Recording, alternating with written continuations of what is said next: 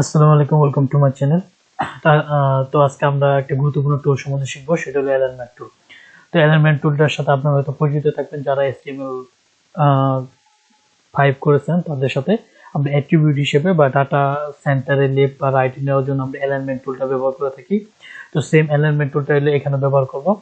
তো চলুন শুরু করা যাক। এই যে আমাদের এখানে যদি আমরা ট্যাব যে উপর আছে রিবন, এখানে যদি হোম বাটনে যাই, দেন আমরা এই যে এখানে একটা দেখতে পাবো অ্যালাইনমেন্ট, ঠিক আছে। তো চলেন অ্যালাইনমেন্টের মাধ্যমে কি করা হয়। যেমন ধরেন আমি এখানে একটা সেলস একটু জুম করে নেই। যেমন ধরেন আমি এখানে একটা সেলস সামারি, এইটাতে যদি আমি ক্লিক করি, সিলেক্ট করি, দেন আমি যদি নিচের অ্যালাইনমেন্ট ব্যবহার করি, দেখেন এটা লেফটে চলে গেল। তো আমি যদি এটা এসে ক্লিক করি, দেখেন এটা রাইটে চলে গেল। আমি যদি এখানে ক্লিক করি, সেটা এখানে চলে আসবে। তো এটা একটু ভালো করে দেখানোর জন্য আমি যদি একটু বড় করে নিই,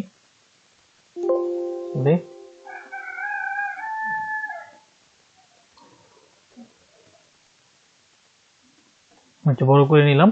তো এখন যদি আমি এটা ক্লিক করি, লেফটে মানে চলে যাবে, ঠিক আছে। তো আমি এখানে যদি সব ডাটাগুলোকে সিলেক্ট যদি করি, শিফট ডাটাকে আমি সিলেক্ট করলাম, দেন আমি এই ডাটাগুলোকে কি করব, লেফটে নিব। এই যে লেফটে চলে আসলো। যেন আমি মিডিলে নিয়ে আসতে চাই, তো মিডিলে আসবে। আমি যদি সাইডে নিয়ে আসতে চাই, তো সাইডে চলে আসবে। তো এটা হলো লেফট, রাইট বা সেন্টারে। তো আমরা যদি চাই এখন ডাটার উপরে বা নিচে নিব, তার জন্য কি করতে হবে, দেখেন এখানে উপরে আরেকটা অংশ আছে, যেটা আপ, নিচে, ডাউন, ঠিক আছে। এই যে, তো আপনারা এইটা ব্যবহার করে আপনারা এটা সিলেক্ট করতে পারবেন। তো আরেকটা জিনিস আমি দেখাই। তো ধরেন একটা এখানে দেখেন, এখানে এই যে টোটাল, এখানে এই লেখাটা কিন্তু ভিজিবল না। তো লেখাটা ভিজিবল করার জন্য আমরা এখানে দুইটা কাজ করতে পারি। একটা কাজ হলে আমরা হোভার করে এটা বড় করতে পারি, হ্যাঁ, বা এখানে কি করতে পারি, এখানে ডাবল ক্লিক করতে পারি, যেন এটা বড় হয়ে যাবে।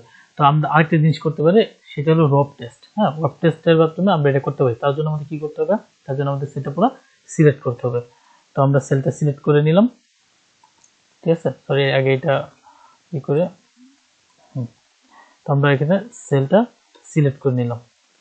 সেলটা সিলেক্ট নেওয়ার পর এই যে রব টেস্ট দেখতেছেন, এখানে আসবেন, দেখেন এখানে ক্লিক করার পর সাথে সাথে কিন্তু এটা বড় হয়ে গিয়েছে, ঠিক আছে। এটা একদমই বড় হয়ে গেছে। তো আপনার এভাবে চাইলে ইনভিজিবল কোনো ইনফরমেশন বড় করতে পারবেন। তারপর আমরা আরেকটা জিনিস দেখতে পারবো, যেখানে ওরিয়েন্টেশনটা দেখতে পারবো। তো ওরিয়েন্টেশনটা কি, তো চলুন ওরিয়েন্টেশনটা দেখা যাক। আমরা এটা সিলেক্ট করলাম, দেন শিফট চেপে এই সেলটা সিলেক্ট করলাম, ওরিয়েন্টেশনটা আসলাম। আসার পর আমি যদি বিভিন্ন এখানে অপশন পেয়ে গেলাম, এখানে অ্যাঙ্গেল, তারপরে যে ভার্টিক্যাল। আমরা যদি এখানে প্রথমটা ক্লিক করি, দেখেন ডাটাগুলো কেমন হয়ে গেল। দেন তারপর আমরা যদি ভার্টিক্যালে দেখি, এরকম হয়ে গেল। দেন আমরা যদি এখানে ভার্টিক্যাল টেস্ট করি, এরকম। দেন আমরা যদি এখানে টেস্ট করি, তাহলে এরকম, ঠিক আছে। তাহলে আমরা যদি এখানে রোটেট করি, দেখেন ডাটাগুলো এরকম হয়ে গেল। আমরা বিভিন্নভাবে এগুলো কি করতে পারবো, সিলেক্ট করতে পারবো, বিভিন্নতে সিলেক্ট করতে পারবো। তারপর আরেকটা জিনিস আছে, সেটা হলো সেন্টার।